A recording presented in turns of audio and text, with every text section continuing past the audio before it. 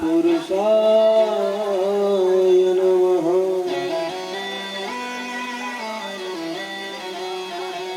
श्री गुरुचरण कमलेभ्यो नमः।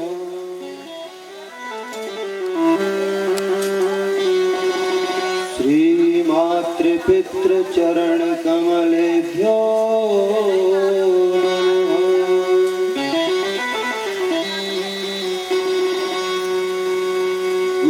ब्रह्मा गुरुर्विष्णु गुरुर्देव महेश्वर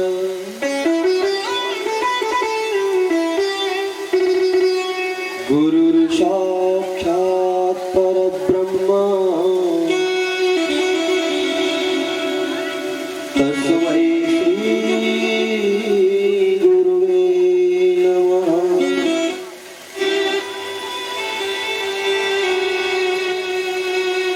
अखण्डमण्डलाकार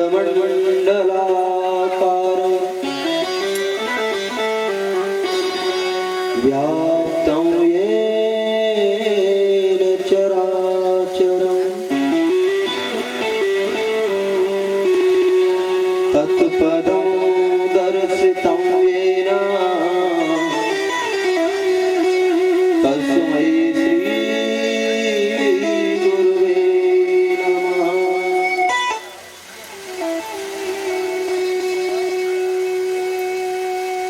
देयं सदा परिभव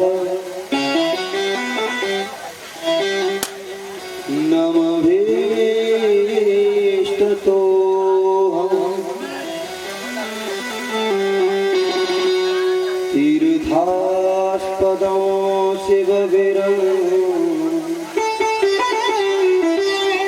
चिनुतं शरण्यम्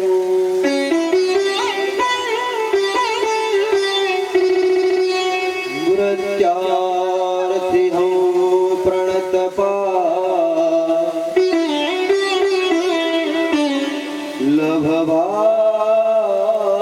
लभवाब्धिपोतं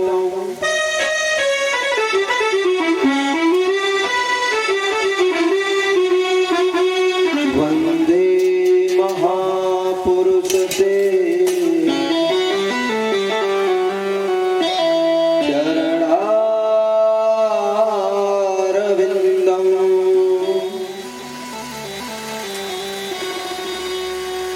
वंशी विभूषितकरा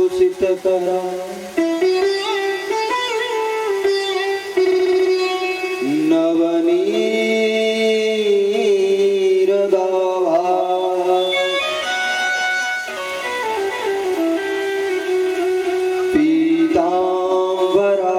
पीताम्बरादरुणव्यो उवफला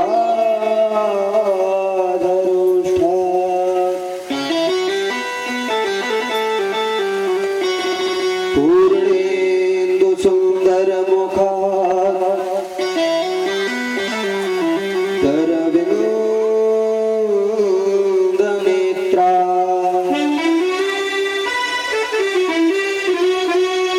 कृष्णात् परं किमपि त्वमहं न जाने।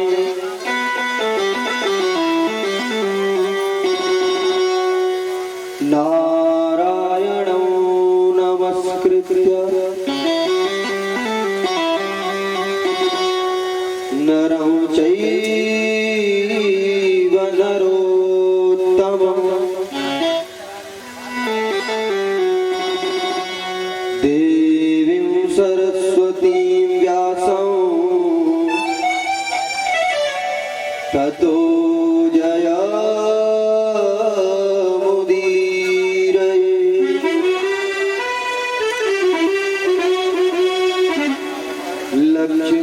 लक्ष्मीनाथ समारंभा नाथया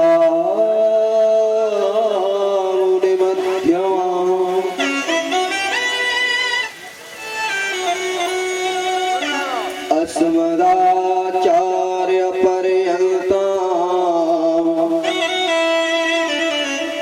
वन्दे श्री गुरुपरम्पराम्।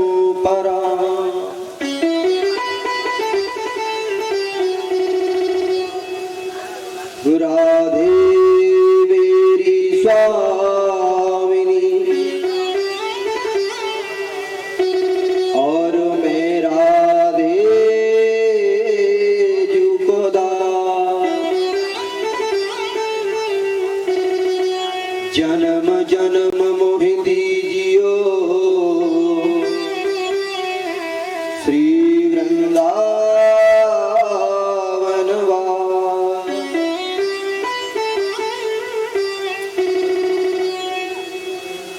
वृंदावन के वृक्ष को मरम न जाना कोई। यह डाल डाल और पात पे श्री राधे राधे हो।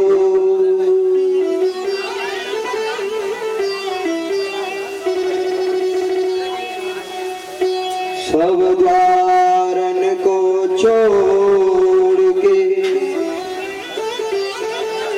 और मैं आयो तेरे द्वार। हे वृषभान की लाडली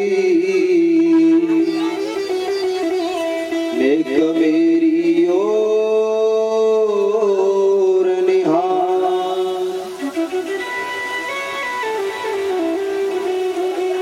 जय जय श्री राधा रमण जय जय नवल किशोर। जय गोपी चित चोर प्रभु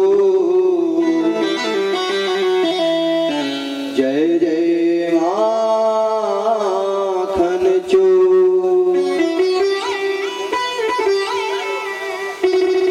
बोलिए वृंदावन बिहारी लाल की जय।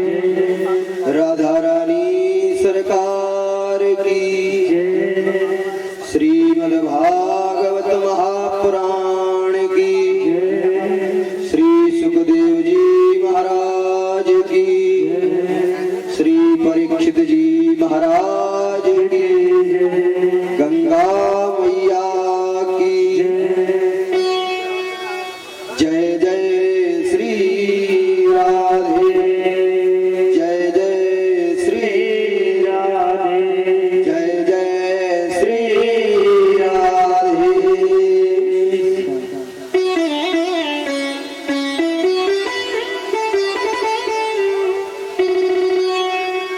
परम वंदनीय परम आदरणीय समुपस्थित संत समाज, मेरे पिता समान बुजुर्ग एवं छोटे बड़े भाई बंधु,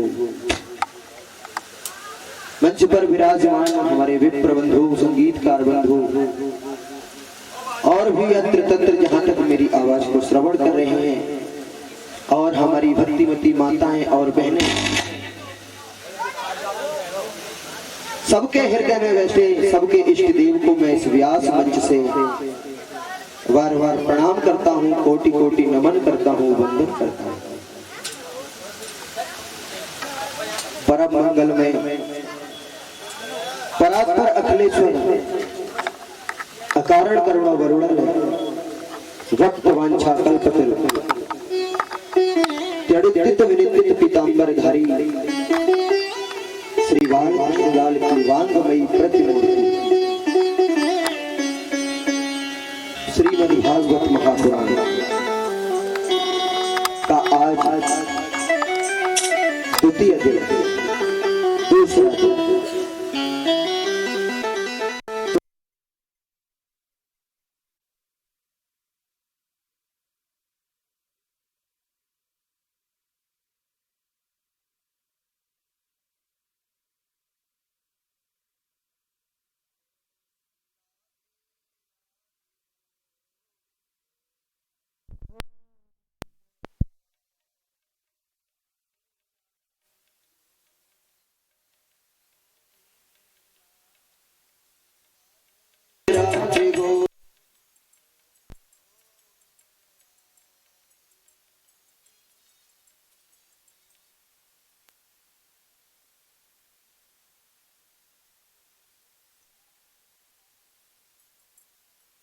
राधे गोविंद राधे राधे गोपाल राधे गोविंद राधे राधे गोपाल राधे गोविंद राधे राधे गोपाल राधे राधे राधे गोविंद गोविंद राधे राधे राधे गोविंद गोविंद राधे राधे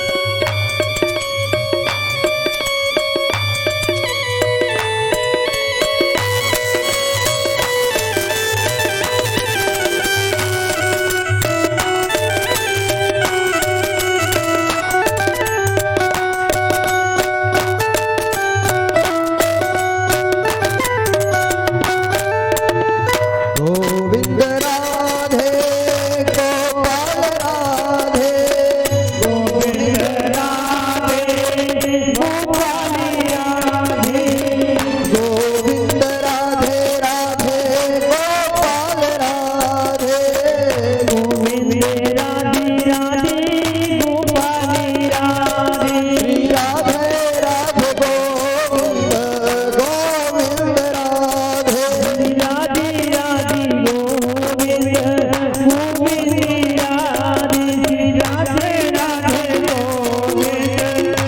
गोविंद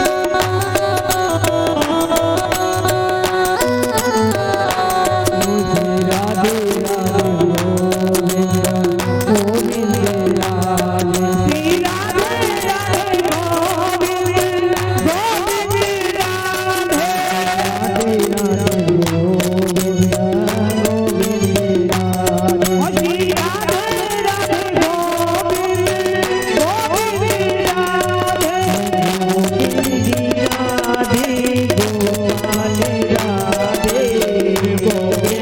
राधे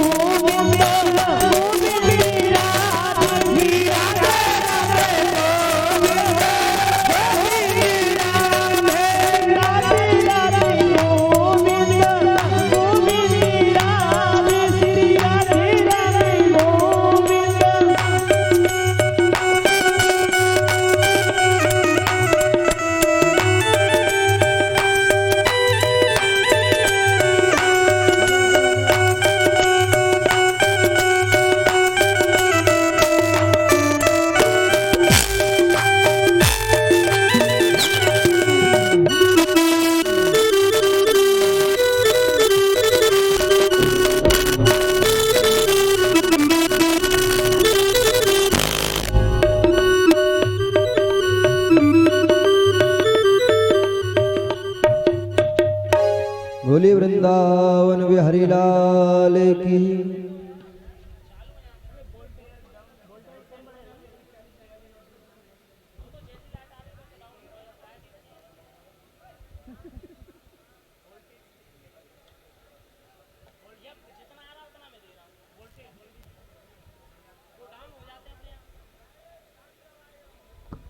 बोले भक्तवत्सल भगवान की।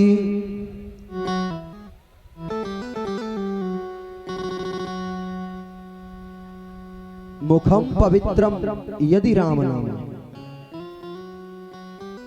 आप समझो, ऐसा सोचते होंगे, विचार करते होंगे कि हम बढ़िया सुंदर क्रीम लगा लें, अच्छा सुंदर फेस वॉश, जाने क्या क्या आजकल चलते हैं, हम तो नहीं जानते, लेकिन ऐसा सोचते हैं कि उससे हमारा मुख चेहरा सुंदर लगे।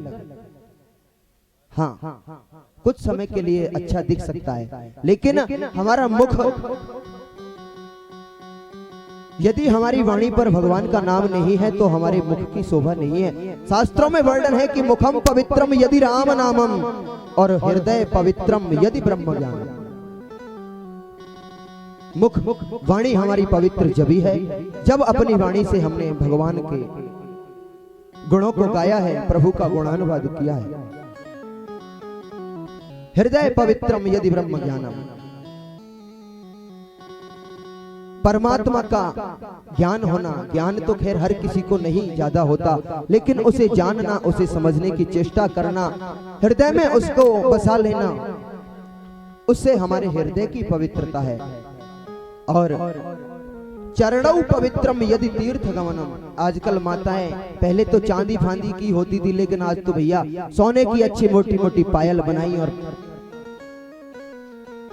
लेकिन इससे हमारे चरण पवित्र नहीं हो सकते। चरणौ पवित्रम यदि तीर्थ गमनम।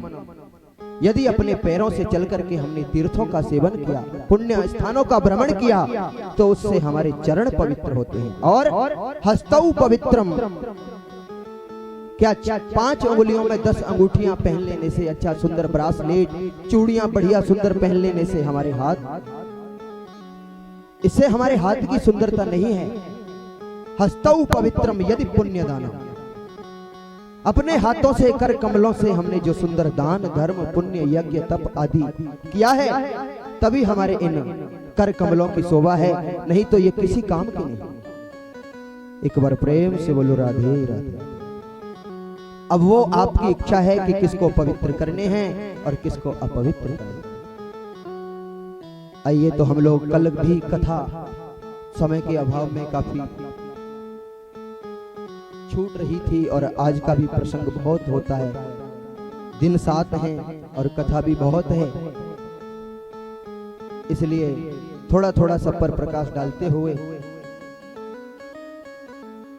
कल की कथा में हम लोग श्रवण कर रहे थे कि एक बार नारद जी महाराज एकदाही विशालायाम चत्वार ऋषयो मलः सत्संगार्थम समायाता ददृशुस्तत्र नारदः। नारद जी महाराज एक बार सत्संग की इच्छा से और इस पृथ्वी लोक पर आए। बद्रिकाश्रम बद्रीनाथ धाम में पहुंचे। वहां पर 4 ऋषि विराजमान हैं, जो ब्रह्मा जी के मानस पुत्र हैं, सनक, सनंदन, सनातन और सनत कुमार। चारों भाइयों अपने एक को वक्ता बनाते हैं, 3 बैठ करके कथा सुनते हैं। कथा मात्रैक जीविना, भगवान की कथा के अलावा।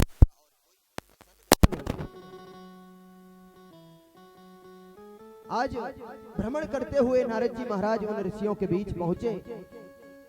नारद जी महाराज का मुखमंडल बड़ा उदास, बड़े चिंता में है, बड़ा मलिन है। सनकादियों ने, सनत कुमारों ने जब देखा नारद जी महाराज का मुखमंडल बड़ा उदास है, क्या बात है? क्योंकि संतों को कभी कोई चिंता नहीं होती। यहां पर एक बात बड़ी सुंदर, संत जो होते हैं वो वाकई में अपना सब कुछ त्याग ही देते हैं। त्याग करके ही तो संत बनते हैं, सब कुछ छोड़ करके ही तो संत बनते हैं। और उन संतों से आजकल हम लोग गृहस्थ लोग अपनी तुलना करते हैं कि महाराज अंतर ही क्या है हम में और तुम में, बस कपड़े लाल कर लिए हो गए बाबा। एक बार ट्रेन में एक महात्मा जी सफर कर रहे थे।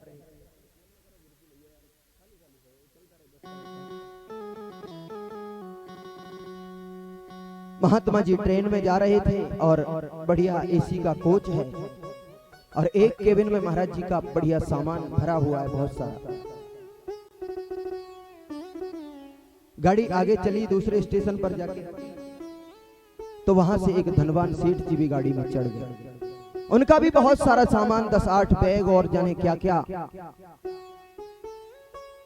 गाड़ी में अपना उन्होंने अपने केबिन में रखा और बैठ गए। सामने ही महात्मा जी थे, इधर उनकी सीट थी, उधर उनकी सीट थी।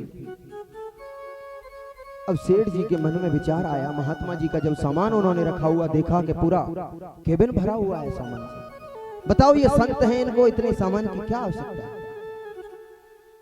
भाई जो सब कुछ त्याग करके कुछ नहीं रखता पास में, तभी तो संत होता है। और ये महात्मा जी तो बताओ इतना सामान लिए घूम रहे हैं। सेठ जी के मन में थोड़ी सी चिंता हुई। थोड़ा आगे और चली गाड़ी, लेकिन महात्मा जी से, संत सेठ जी से नहीं रहा गया। आखिर वो बोल पड़े कि महाराज एक बात कहूं। महात्मा जी ने कहा हाँ कहिए। तो कहने लगे कि महाराज क्या अंतर है हम में और तुम में। देखो जैसे ही हम हैं, दो हाथ हैं दो पैर हैं, वैसे ही आप हो, दो हाथ हैं दो पैर हैं, सब कुछ तो एक जैसा ही है। बस अंतर इतना है कि आपके कपड़े, आपके वस्त्र लाल हैं और हम बढ़िया पैंट शर्ट पहने हैं, कोट टाई लगाए हुए हैं। वस्त्रों का ही तो अंतर है, बाकी तो कोई अंतर नहीं। महात्मा जी मुस्कुराए और कोई जवाब नहीं दिया महात्मा जी, क्योंकि संत हृदय नवनीत सवन, संतों का हृदय तो एकदम मक्खन के जैसा होता है। अगर जो वाकई में सच्चा संत होता है तो उसे चाहे कोई सम्मान करे तो भी कोई मन में प्रसन्नता नहीं होती, और यदि कदाचित कोई अपमान भी कर दे तो कभी मन दुखी नहीं होता। कि क्यों? क्योंकि वो तो सर्वभूत हृदय, जिनके हृदय में कोई काम ना रह जाए वही तो संत है। बाकी तो घर में सारी इच्छाओं की पूर्ति होती ही रहती है, फिर काहे के लिए संत बने। अब तो कुछ दूर और चली ट्रेन। सेठ जी ने फिर से कहा महाराज बात समझ में कुछ नहीं आती, क्या अंतर रह गया बताइए। महात्मा जी बोले सेठ जी जरा इंतजार करिए, हम बताते हैं कि क्या अंतर है हम में और। सेठ जी कहने लगे ठीक है महाराज बताइए। अब गाड़ी कुछ दूर चल के कोई स्टेशन प्लेटफॉर्म आया, ट्रेन रुकी। 5 मिनट का स्टॉप था ट्रेन का, वहां 5 मिनट रुकनी थी गाड़ी। महात्मा जी ने सेठ जी का हाथ पकड़ा और कहा आओ सेठ जी जरा बाहर घूम के आते हैं, टहल के आते हैं, बहुत देर से बैठे बैठे बोर हो गए। सेठ जी ने कहा ठीक है महाराज चलो, 5 मिनट गाड़ी तो रुकी है, अभी आते हैं। और गाड़ी के बाहर डिब्बे के निकले, स्टेशन की जो सीट बनी हुई होती हैं, जाकर के दोनों लोग बैठ। अब महात्मा जी ने सेठ जी को सत्संग सुनाना शुरू किया, अच्छे अच्छे सुंदर प्रसंग सुनाने लगे। अब 5 मिनट का समय पूरा हो गया, गाड़ी का सिग्नल हुआ, गाड़ी ने हॉर्न दिया। सेठ जी हड़बड़ा के खड़े हुए और चलिए महाराज चलिए चलिए, ट्रेन छूट गई। महात्मा जी ने सेठ जी का हाथ पकड़ लिया और अरे बोले सेठ जी ये तो प्लेटफॉर्म है, स्टेशन है, यहाँ तो हजारों ट्रेन आती हैं और जाती हैं, इसका तो काम ही यही है, यहाँ तो ट्रेन आती जाती रहेगी, जाने दो दूसरी आएगी उसमें बैठ जाएंगे। अरे नहीं नहीं महाराज मेरा तो उसमें लाखों का सामान है, मेरा सामान छूट जाएगा। महात्मा जी बोले बस आ गया समझ में कि क्या अंतर है हम में और तुम। हमारे पास चाहे करोड़ों की संपत्ति हो, हम एक क्षण में त्याग सकते हैं, लेकिन तुम 1 रुपए को भी नहीं छोड़ सकते, तो बहुत बड़ा अंतर होता है। एक बार प्रेम से बोलो राधे राधे। नारद जी महाराज का मुखमंडल उदास देखा, सनकादिक ऋषि कहने लगे कथम ब्रह्मण दीन मुखा कुतश्चिंता तुरो भवान और क्वरितम गम्यते कुत्र कुतश्चागमनम तवा। हे नारद जी महाराज कथम ब्रह्मण दीन मुखा, आपका मुखमंडल इस तरह से उदास क्यों, बताइए क्या बात। ऐसा लगता है जैसे किसी कृपण व्यक्ति का, किसी लोभी व्यक्ति का सारा धन कोई चोर चुरा करके ले जाए, लुटेरा छीन करके ले जाए, और जब उसकी वो स्थिति होगी, ऐसी स्थिति नारद जी महाराज की है। इतने मलिन, इतने उदास। सनत कुमार कहने लगे नारद जी महाराज संतों का धन तो ऐसा है जिसे कोई नहीं चुरा सकता। परम धन राधा श्री राधा श्री राधा। संतों का धन तो केवल राधा नाम है महाराज। तो फिर आपका क्या चला गया, आप क्यों उदास हो? आप तो दुनिया को त्याग दिए हो, छोड़ दिए हो, संत हो, विरक्त हो, आपको किसकी चिंता, क्या बात है? कहां से आप आए हैं? त्वरितम गम्यते कुत्र, और कहां आप कुतश्चागमनम तवा, कहां जाना चाहते हैं, कहां जाना? जब सनत कुमारों ने इस प्रकार विनम्र निवेदन नारद जी महाराज से किया तो नारद जी कहने लगे कि क्या बताऊं महाराज, मैं बड़ा संकट में, बड़े कष्ट में हूं। अरे आप कष्ट में, आपको किस बात का कष्ट है? तो नारद जी विस्तार से बताने लगे कि अहं तो पृथ्वी या तो ज्ञात्वा सर्वोत्तमामिति पुष्करं च प्रयागं च काशीं गोदावरीं तथा हरिक्षेत्रं कुरुक्षेत्रं श्रीरंगं सेतुबन्धनम् एवमादिषु तीर्थेषु भ्रममाण इतस्ततः। हे सनत कुमारो, मैं अहम तो पृथ्वी में आतो, यहाँ आप लोग केवल 3 या 4 घंटे के लिए आते हैं और उन 3-4 घंटों में भी पता नहीं सारे हिसाब किताब यही होते हैं सबके। 2 घंटे तो कम से कम शांति बना करके कथा का श्रवण करें, और यदि नहीं श्रवण किया तो फिर यहाँ आने का लाभ ही क्या? अपने घर में आराम से बातें तो होती रहती हैं। एक बार प्रेम से बोलो राधे। नारद जी कहने लगे कि महाराज अहम तो पृथ्वी में आतो, मैंने इस पृथ्वी लोक को बड़ा श्रेष्ठ समझा, बड़ा उत्तम समझा। क्यों? क्योंकि यहाँ पर भगवान की कथाएं होती हैं, भगवान का कीर्तन होता है, और कहीं नहीं, ये स्वर्ग में भी नहीं ऐसा मिल सकता।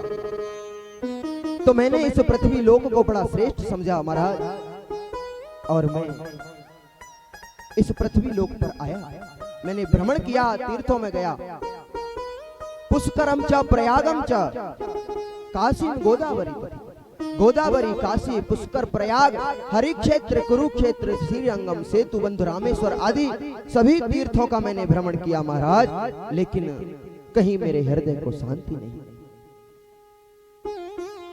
क्यों? आपके हृदय को शांति क्यों नहीं मिली महाराज?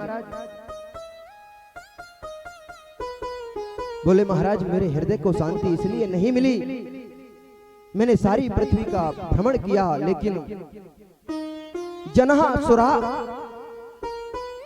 व्यक्ति, इस संसारी लोग एकदम से अघासुर बने बैठे हैं। पाप का एक स्वरूप, अघ माने पाप होता है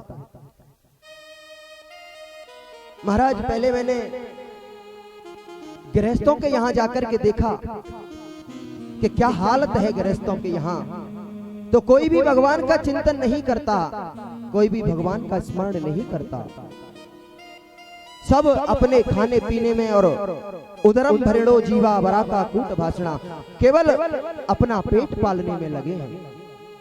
आजकल के माँ बाप भी बच्चे को ये शिक्षा नहीं देते कि बेटे भगवान का भजन कर। मात पिता बाल कहीं बुलावे और उदर भरे सो ही धर्म सिखावे, जिससे केवल पेट पालन किया जा सके ऐसा धर्म सिखाते हैं, ऐसी विद्या सिखाते हैं माँ बाप। माँ बाप का कर्तव्य बनता है कि अपने पुत्र को राम कृष्ण परमात्मा के बारे में बताना चाहिए, लेकिन ऐसा नहीं करते। और महाराज एक बड़ी विचित्र परिस्थिति, तरुणी प्रभुता गेहे श्याल को बुद्धिदायक, और कन्या विक्रयणो लोभा दंपति नाम च कलकना। आजकल महाराज तरुणी प्रभुता गेहे, घर में नई युवती का राज्य है महाराज। युवती स्त्री जो घर में नई बहू आती है उसका राज्य चलने लगा महाराज, और बुजुर्ग माँ बाप सास ससुर से कोई मतलब नहीं रह गया। उनकी तो खटिया घर के बाहर दरवाजे के डाल दी, अब तुम यहीं रहो, जो चाहिए बता देना लाके दे दें। घर में बहू का राज। चलो ठीक है, यहाँ तक कोई बात नहीं, अब बुजुर्ग हुए, माँ बाप से छीन ली मालकी, लेकिन बहू करने लगी, यहाँ तक तो ठीक है। लेकिन श्याल को बुद्धिदायका। महाराज आजकल तो साले, श्यालक कहते हैं साले को, आजकल साले सलाहकार बन गए हैं। वो सलाह देते हैं कि जीजा जी ऐसा करिए। आजकल माँ बाप से, बुजुर्गों से कोई नहीं पूछता, ससुराल वालों से पूछा जाता है कि बताइए ऐसा करना ठीक है कि नहीं। श्याल को बुद्धिदायका और कन्या विक्रयणो लोभा। महाराज लोभ इतना बढ़ गया कि लोग कन्याओं का क्रय विक्रय करने लगे। इतनी बुरी स्थिति। पहले रिश्ते हुआ करते थे, विवाह हुआ करते थे, लेकिन ऐसे विवाह नहीं होते थे जैसे आजकल होते हैं। पहले संबंधी, समधी बोलते हैं हमारे गांव की भाषा में, लेकिन संबंधी पहले वही हुआ करते थे जिनके विचार सम होते थे। लेकिन आजकल तो संबंधी वो होते हैं जिनकी गड्डी समान होती है, बोरा, नोटों की बोरी। अगर तुम पे हमारी बराबर है तभी हम कर सकते हैं, नहीं तो नहीं। महाराज पैसे से आजकल क्रय विक्रय होने लगा। इसलिए दाम्पत्य जीवन में भी बड़ा कलह मचा हुआ है। किसी भी घर में सुख शांति नहीं है। दंपत्ति, पति पत्नी में कलह, सास बहू में कलह, बाप बेटे में, महाराज ऐसा बुरा हाल। लेकिन कोई बात नहीं। मैंने सोचा ये गृहस्थ हैं, इन्हें परमात्मा से कोई मतलब नहीं, चलो ये तो अपना पेट पालने में लगे हैं। लेकिन संतों के यहाँ चल के देखें संतों की क्या परिस्थिति है। और नारद जी सनत कुमारों को बताते हैं, आप लोग ऐसा ना समझें कि मेरा भाव कुछ और है। नारद जी कह रहे हैं सनत कुमारों से कि महाराज आजकल तो पाखंड निरता संत हो विरक्ता सपरिग्रह। आजकल के भी संत भी महाराज अब क्या बताएं, जो विरक्त होकर के भी, जिन्हें किसी चीज से कोई मतलब नहीं, वो भी धन का संचय करने लगे कि अगर भाड़ा दोगे, किराया दोगे तभी हम तुम्हारी कथा सुनने आ सकते हैं, नहीं तो नहीं।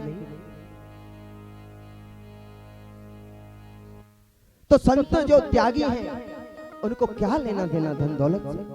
उनको तो भगवान का भजन करना चाहिए। महाराज ऐसी विचित्र परिस्थिति है। महात्मा जी हैं, त्यागी जी नाम है, बड़ा बहुत बड़ा नाम है महाराज का, त्यागी जी महाराज, जो कुछ भी नहीं लेते, जिनके पास कुछ भी नहीं है, त्यागी। लेकिन पता लगा कि यहां से और वहां दूसरे गांव तक पूरी महाराज जी का ही आश्रम बना हुआ है 10-20 एकड़ में, और जो कि त्यागी हैं, जिन्हें धन दौलत से कोई मतलब। आगे जाकर के और देखा महाराज तो बोले आश्रम के बाहर लिखा हुआ है श्री मौनी बाबा आश्रम, और शोर इतना होता है, आवाज इतनी आती है कि मानो और कहीं इतना शोर होता नहीं। जो बोलते नहीं मौनी बाबा हैं, उनको लड़ाई झगड़े से, हाय हल्ला करने से ही फुर्सत नहीं। लेकिन नाम है श्री श्री 1008 श्री मौनी बाबा जी महाराज। और आगे गए तो महाराज देखा कि एक संत का नाम है ब्रह्मचारी जी। ये बड़े ब्रह्मचारी। ब्रह्मचारी का मतलब होता है जो कभी शादी भी ना करे जीवन। लेकिन महाराज यहाँ तो कुछ ऐसी परिस्थिति है कि नाम है ब्रह्मचारी और घर में देखो तो दो नारी। ऐसी स्थिति संतों की है महाराज। इसलिए मेरा मन बड़ा खिन्न हो गया, बड़ा उदास हो गया।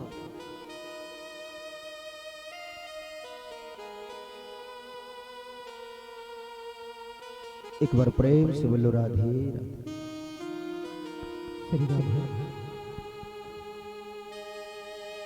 एक दिन पुजारी महाराज और मंदिर में पूजा कर रहे थे तो ठाकुर जी से कहने लगे आरती गा के, आइए आरती सुनाते हैं आपको। जय जगदीश हरे स्वामी, जय जगदीश हरे,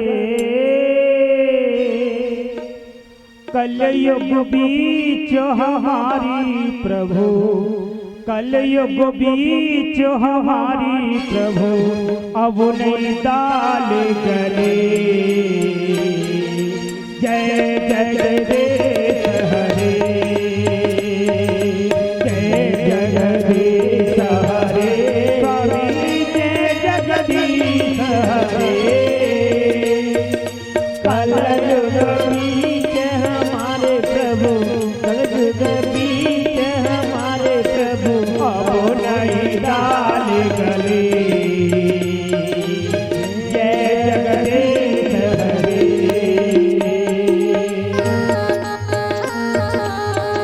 अभी हमारे व्यास जी ने कुछ घर गृहस्थी को साधु संतों का जो प्रभाव बताया, इस आरती के माध्यम से आप तक पहुंचा रहे हैं ज्ञान ज्ञान। अरे घर वाले साजन से दिन और रात लड़े, स्वामी दिन और रात लड़े। क्यों मैं शामिल ना रहूंगी, मैं शामिल ना रहूंगी, चाहे तेरा घर बिगड़े। ओ जय जगदीश हरे, जय जगदीश हरे, स्वामी जय जगदीश हरे। कलयुग बीच हमारे प्रभु, कलयुग बीच हमारे प्रभु अब नहीं डाल गले। जगदीश हरे। और क्या आगे बताया? अरे घर घूरो सब बट गयो, बट गए खेत हरे, स्वामी बट गए खेत हरे। और बर्तन भाड़े बांटे, बर्तन भाड़े बांटे, चूल्हे अलग धरे। जय जगदीश हरे, जय जगदीश हरे, स्वामी जय जगदीश हरे। कलयुग बीच हमारे प्रभु, कलयुग बीच हमारे प्रभु अब नहीं डाल गले। जय जगदीश हरे। यहाँ ऋषि मुनियों का भी कुछ प्रसंग बताया है। अरे ऋषि मुनि सन्यासी देखे बड़े बड़े, स्वामी देखे बड़े बड़े। ऋषि मुनि सन्यासी देखे बड़े बड़े, स्वामी देखे बड़े बड़े।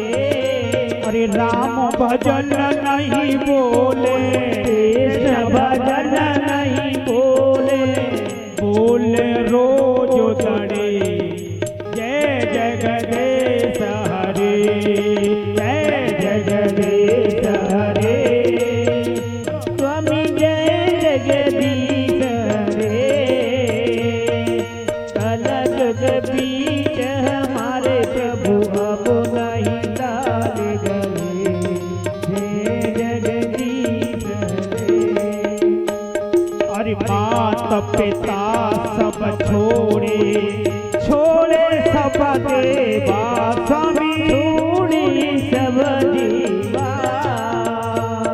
अरे मात पिता सब छोड़े, छोड़े सब देवा, स्वामी छोड़े सब देवा। अरे सास ससुर साली की, सास ससुर साली की है रही है सेवा। जय जगदीश हरे, जय जगदीश हरे, स्वामी जय जगदीश हरे। कलयुग बीच हमारे प्रभु, कलयुग बीच हमारे प्रभु अब नहीं डाल गले। जय जगदीश हरे।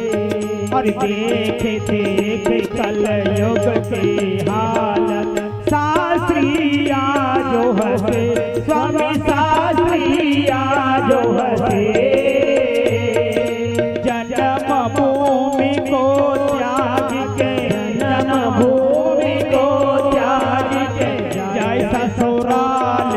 स्वामी जय जगदीश हरे, जय जगदीश हरे स्वामी जय जगदीश हरे। और कलयुग बीच हमारे प्रभु, कलयुग बीच हमारे प्रभु, अब नए गाल गले जय जगदीश हरे। बोले भक्तवत्सल भगवान की जय। यमुना तटमापन्नो यत्र लीला हरेर भू। यमुना के किनारे जहां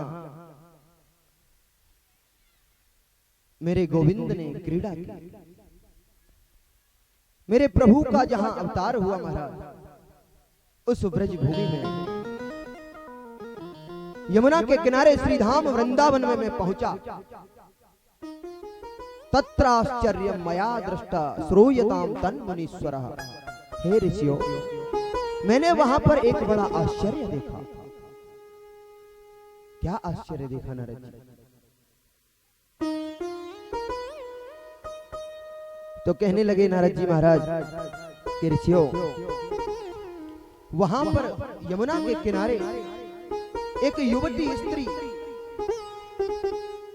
बैठी हुई है और उसके नेत्र सजल है, आंखों से अश्रु बह रहे हैं, रुदन कर रही है। सैकड़ों स्त्रियां उसकी सेवा में लगी हुई हैं। कोई उसे जल पिलाती है, कोई पंखा झल रही है, कोई आश्वासन दे रही है कि आप घबराइए नहीं, लेकिन वो बस रोती जा रही है। जब मैंने ये दृश्य देखा, उसके पास दो वृद्ध पुरुष, बूढ़े व्यक्ति अचेत अवस्था में बेहोशी में पड़े हुए हैं।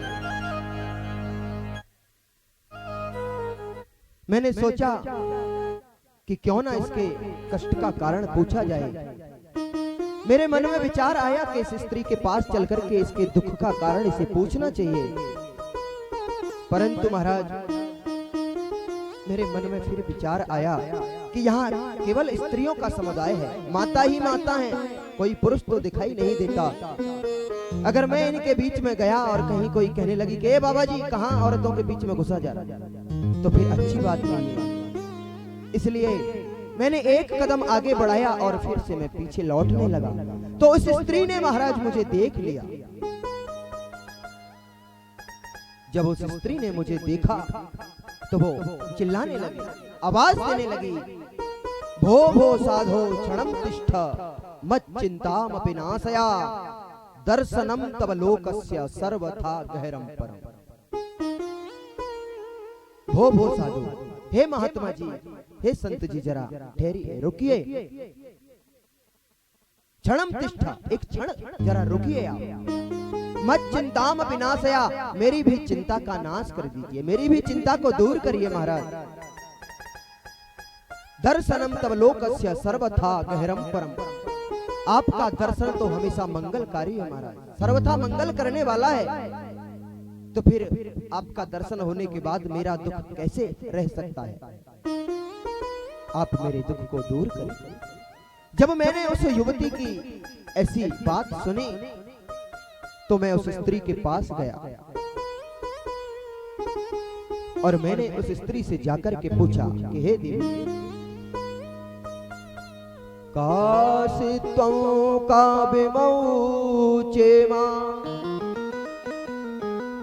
नार्या का पद्मलोचना वद देवी सविस्तारं स्वस्य दुःखस्य कारणम्। हे देवी, काशित्वम, तुम कौन हो? काव्यमौ चेमा, और ये दोनों पुरुष जो आपके पास लेटे हुए हैं, ये कौन है? और नारिया का पद्मलोचना, ये जो कमल नयनी स्त्रियां आपके पास बैठी हुई हैं, ये कौन है? वद देवी सविस्तारम, हे देवी, आप अपने दुख का कारण मुझे विस्तार से बताइए क्या है आपके दुख का कारण?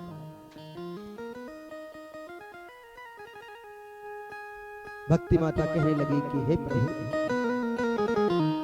अहम भक्ति रीति ख्याता इमऊ में तनयौ मतौ ज्ञान वैराग्य नामानौ काल योगे न जर्जरो। हे नारद जी महाराज, अहम भक्ति, मैं भक्ति हूँ, मेरा नाम भक्ति। इमऊ में, ये दोनों तनयौ मतौ मेरे पुत्र हैं, और ये जो स्त्रियां आप मेरे पास देख रहे हैं, ये गंगा यमुना सरस्वती आदि सभी नदियां हैं जो मेरी सहायता के लिए यहाँ आई हुई हैं।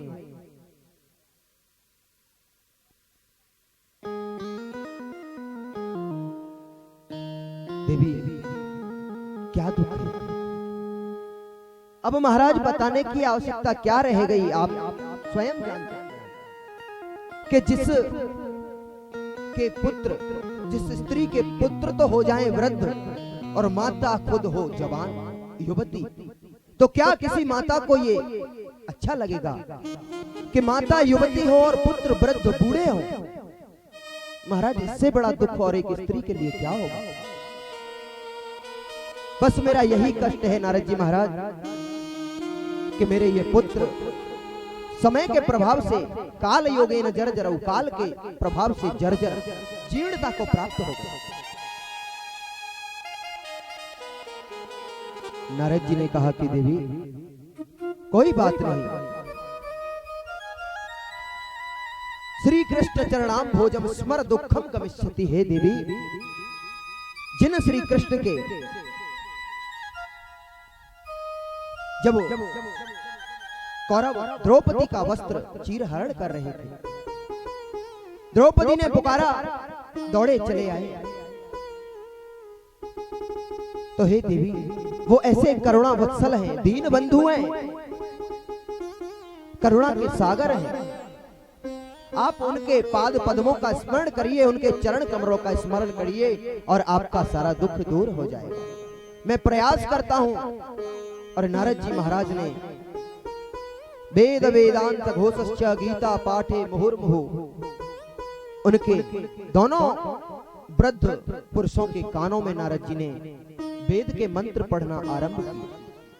वेद मंत्र सुनाए, वेदांत सुनाया, गीता पाठे मुहुर्मुहु, बार बार गीता जी का पाठ सुनाया। लेकिन जब तक सुनाते हैं वेद मंत्र, तब तक तो होश आता है, और वेद मंत्र जैसे ही बंद हो जाते हैं, फिर से अचेत होकर के लेट जाते हैं। नारद जी महाराज को बड़ी चिंता हुई कि ऐसे कब तक मैं इनको सुनाता रहूंगा। नारद जी के हृदय में चिंता जब हुई, नारद जी कोई साधारण पुरुष नहीं है, नारदो देव दर्शना, नारद जी भगवान का ही अवतार है। तो जो भगवान का मन है वही नारद है। अब नारद जी के मन में जब कष्ट हुआ तो आकाशवाणी हुई, व्योमवाणी तदैवा भूमि। हे नारद जी महाराज, आप यदि इनका बुढ़ापा दूर करना चाहते हो तो सत्कर्म करो। नारद जी के मन में विचार आया कि महाराज, इससे बड़ा सत्कर्म और क्या हो सकता है? मैं वेद का पाठ कर रहा हूँ, वेदांत का पाठ कर रहा हूँ, सारे उपनिषदों का पाठ मैं इनको सुना रहा हूँ, गीता का पाठ बार बार सुना रहा हूँ, तो ये क्या सत्कर्म नहीं, दुष्कर्म है? नहीं नहीं, ये सत्कर्म है। लेकिन और भी एक दूसरा सत्कर्म सनत कुमारों ने नारद जी को बताया। कहने लगे कि हे नारद जी, अगर आप इनका बुढ़ापा दूर करना चाहते हो, सत्कर्म करो। आकाशवाणी ने इतना कह दिया, लेकिन अब ये नहीं बताया कि क्या सत्कर्म करना चाहिए, दान करें, पुण्य करें, यज्ञ करें, तप करें, क्या करें। और दूसरी बात कही आकाशवाणी ने कि सत्कर्म के बारे में भी आपको कोई संत बताएगा कि सत्कर्म क्या होता है। अब नहीं तो ये बताया कि सत्कर्म क्या है और ना ही ये बताया कि कौन सा संत बताएगा, दोनों ही बातें गुप्त हैं। अब नारद जी का मुखमंडल इसीलिए उदास है कि ना तो वैद्य ही बताया ना ही दवाई का नाम बताया, अब लाएं तो लाएं कहां से। हे सनत कुमारों, बस यही जानने के लिए मैं घूमता हुआ आपके पास बद्रिकाश्रम में आया हूं कि वो सत्कर्म क्या है जिसके करने से ज्ञान वैराग्य का बुढ़ापा दूर हो जाए। सनत कुमारों ने कहा बस इतनी छोटी सी बात के लिए और आप इतने परेशान। अरे बोले आप छोटी सी बात समझते हैं? हाँ बोले महाराज छोटी सी ही बात।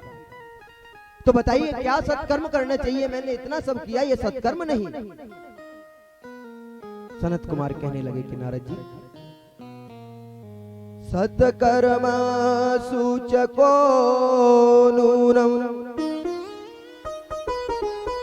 ज्ञान यज्ञ स्मृतो बुधै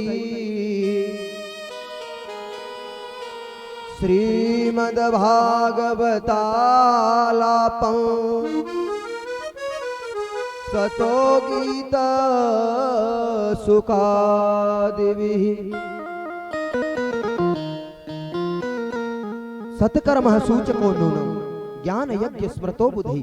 नारद जी महाराज सत्कर्म तो केवल एक ही है। बोले क्या? श्रीमद्भागवतालाप सतो गीत सुखादिभिः, जो सुखदेव जी महाराज के श्रीमुख से गाया गया अमृत गीत है श्रीमद् भागवत। आप श्रीमद् भागवत का वाचन करो, श्रीमद् भागवत की कथा करो, इससे ज्ञान वैराग्य का बुढ़ापा दूर हो जाए। क्या गारंटी है महाराज कि दूर हो ही जाएगा? क्योंकि वेद जो है, वेद उपनिषदा सारा जो वेद है, चारों वेदों को लेकर के, चारों वेदों के अर्थ के आधार पर श्रीमद् भागवत जी की रचना की गई। इसलिए आरती में गाते हैं ये अमर ग्रंथ, ये मुक्ति पंथ, ये पंचम वेद निराला। चारों वेदों से निकाल करके भागवत की रचना की गई। तो नारद जी को संशय हुआ कि बताओ मैंने इतना सब कुछ सुनाया, ये वेदों का सार ही तो भागवत है। जब मैंने पूरे वेद ही सुना दिए, उनके सुनाने से बुढ़ापा दूर नहीं हुआ, तो सिंपल सी भागवत सुनाने से उनका बुढ़ापा कैसे दूर हो? तो सनत कुमार बताने लगे कि नारद जी एक बात हम आपको बताएं, कभी कभी ऐसा होता है। अच्छा आप बताइए घी कहां से तैयार होता है, कहां से बनाया जाता है घी?